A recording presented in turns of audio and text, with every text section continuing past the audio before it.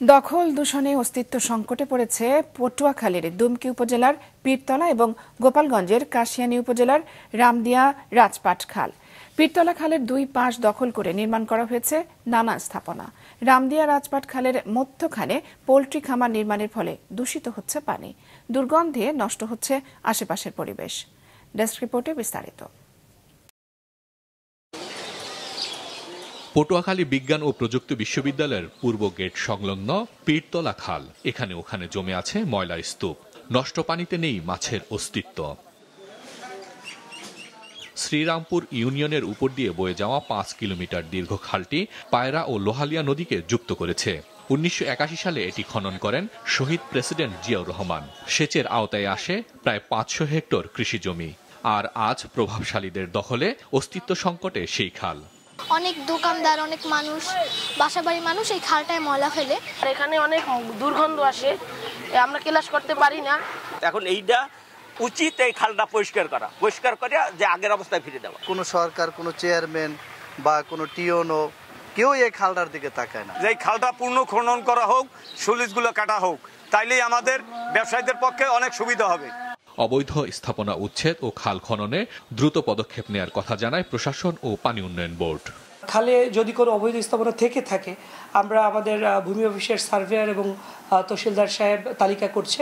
এই তালিকাটি সম্পূর্ণ হলে আমরা ঊর্ধ্বতন কর্তৃপক্ষের সাথে আলাপ করব এবং পরবর্তীতে বিধিগত ব্যবস্থা গ্রহণ করব। ৬৫ জেলা খাল প্রকল্পের দ্বিতীয় ফেজ সেটা প্রস্তাবিত একটা প্রকল্প, সারা বাংলাদেশ ব্যাপী প্রকল্পটা হবে। ওই প্রকল্পে আমরা এই খালটা অন্তর্ভুক্ত করেছি।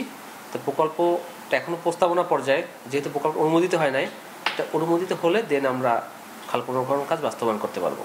এদিকে গোপালগঞ্জের কাশিয়ানী উপজেলায় রামদিয়া রাজপাট খালের মাঝখানে তৈরি করা হয়েছে পোল্ট্রি খামার। খামারের যাবতীয় বর্জ্য ফেলা হচ্ছে খালে। এতে দূষিত হচ্ছে পানি, অথচ কৃষিসহ গৃহস্থালী নানা কাজে খালের পানি ব্যবহার করে আশেপাশের 3 গ্রামের অন্তত 30,000 মানুষ। দূষিত পানি ব্যবহারে নানা রোগে আক্রান্ত হচ্ছে শিশুসহ সব বয়সী মানুষ। প্রশাসনের কাছে অভিযোগ দিয়েও কাজ হচ্ছে না, অভিযোগ স্থানীয়দের। পোল্ট্রির যত বর্জ্য আছে সব এখানে ফেলায়, এই পানিগুলো সম্পূর্ণ আমাদের খালের ভিতরে বেরোলে এইখানে মনে করেন যে যত পোলাপান নামে সবার চুলকানি, একজনের চুলকানি বাদ যায় না। খালের পানি এখন খাইতে পারি না, স্নান করতে পারি না, আমাদের খুব অসুবিধা হচ্ছে এই পোল্ট্রি ফার্ম থাকাতে। অনেকবার তাকে বলছি যে তোমরা এটা কন্ট্রোল করো, বেশি এটা গুরুত্ব দেয় না। আওয়ামী লীগের সরকারের সময় উপরোক্ত নেতাদের সাথে জড়িত, এই জন্য কেউ ভয় কিছু বলতে পারে নাই। ঊর্ধ্বতন কর্মকর্তাকে তিনি এ ব্যাপারে জানানোর পরও তিনি এই প্রভাবের কারণে, আওয়ামী লীগের প্রভাবের কারণে এর কোনো প্রতিকার করেননি। এদিকে উপজেলা নির্বাহী কর্মকর্তা জানান, অভিযোগ পেলে আইনগত ব্যবস্থা নেওয়া হবে। আমার এটা জানা নেই, আমার কাছে অভিযোগও করিনি।